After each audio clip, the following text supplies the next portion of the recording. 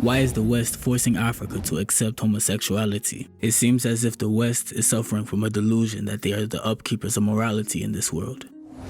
Because they view themselves as the dominant society, this gives them a sense of moral superiority over their non-Western counterparts. Of course, it would be ridiculous to group everyone into one single category.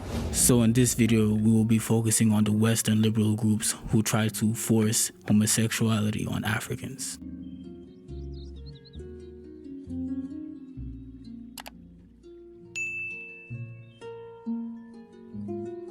Of course, heinous acts against homosexuals who do not deserve it is absurd. But this desperation for the West to see Africa accept homosexuality must go.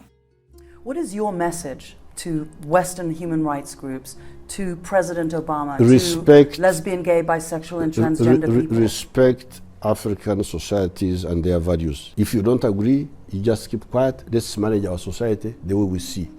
If we are wrong, we shall find out by ourselves.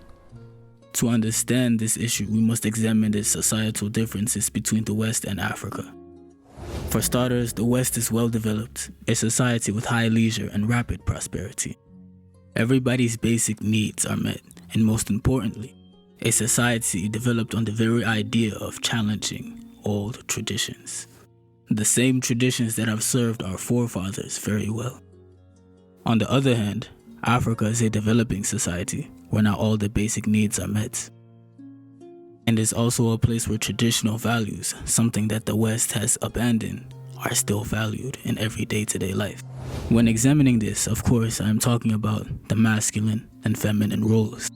There is no such thing as toxic masculinity, a concept that the West has coined. In the West, these topics are debated ruthlessly and high importance is placed on them. Yet in societies who aren't as developed, not much relevance is placed on them. Ibn Khaldun, a socialist, historian, and philosopher from the 15th century, had some interesting comments regarding this phenomenon. There is a disposition towards pleasures and indulgence in them. Because the great luxury that prevails, it leads to diversification of the desires of the belly for pleasurable food and drink. This is followed by a diversification of the pleasures of sex through various ways of sexual intercourse, such as adultery and homosexuality. This leads to the destruction of the species. It is important to note that within all of the world's greatest civilizations throughout history, homosexuality was something that was present, specifically during the most well-developed time periods. The ancient Egyptians, the Romans, the Greeks, so on and so forth, all indulged in such activities.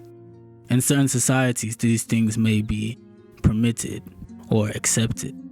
However, I believe the societal differences in the works of Ibn Khaldun should speak for themselves.